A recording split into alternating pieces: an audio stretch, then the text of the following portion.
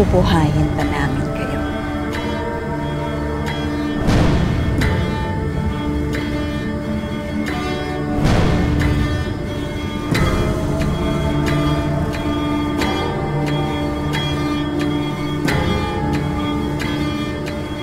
Sissy, anong ginagawa mo dito?